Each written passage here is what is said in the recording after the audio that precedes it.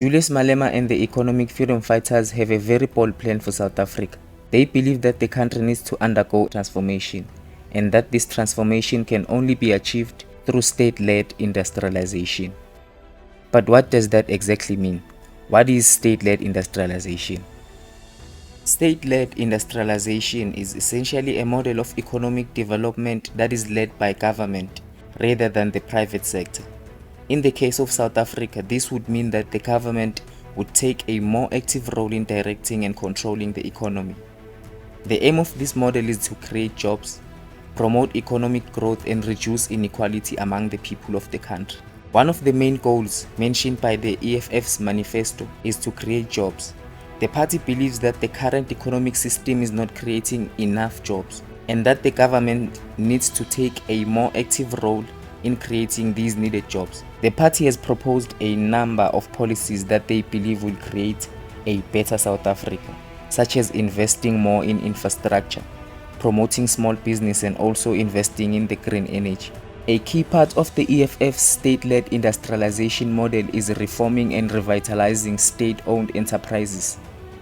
They believe that enterprises such as Eskom, SAA, and the Post Office are not performing as well as they should be, and that they need restructuring and improvements. The party has proposed a number of reforms such as investing in new technology, improving efficiency, and cutting down on corruption. It goes on to propose industrial diversification as one of the key elements of the EFF's state-led industrialization model. South Africa's economy is too reliant on a few key sectors, such as mining and agriculture. The party wants to diversify and create new industries such as manufacturing and technology. This would create millions of jobs and make the economy more resilient to changes in the global economy. The EFF believes that one of the key problems in South Africa is the unequal distribution of wealth. The party wants to combat the issue of black people being denied access to economic opportunities, and that they need to be given more ownership of the economy. They are promising the increase of black-owned businesses by providing micro access to credit and redistributing the land. Well, this is a good plan for South Africa, but like any other model out there, words and frameworks are not the driving factor. It is always people who run things. On the downside, this model allows too much state corruption. This is because the government has a lot of power and control over the economy, which can lead to unfair allocation of resources and abuse of power, which is already a plague in this country. Another risky thing is capacity. Will the South African government under the regime of the EFF have the same incentives as the private sector to be efficient and make profits under this model? Comment down below, let's hear what you think. One example to consider is the Soviet Union, a communist state that relied heavily on state-led industrialization.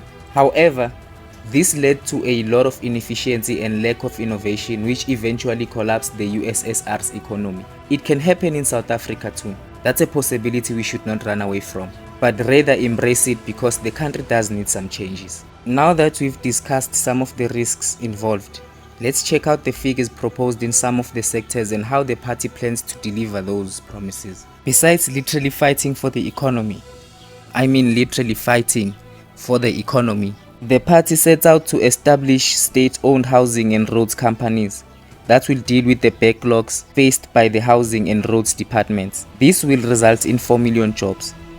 Another key sector is security, which will create over 1.2 million jobs through a state-owned security company. Under the EFF regime, every sector will have a state-owned company, from cleaning services to the mining sector. And the party promises to create over 1 million jobs through these companies between 2024 and 2027.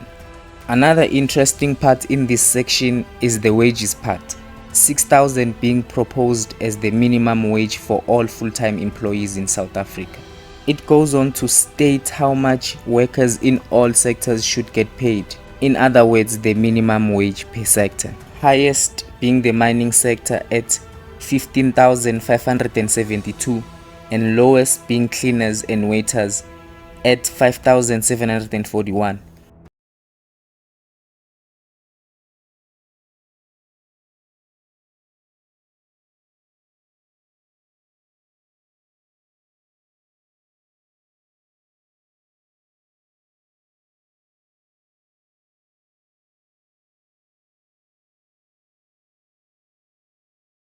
Tell me what you think.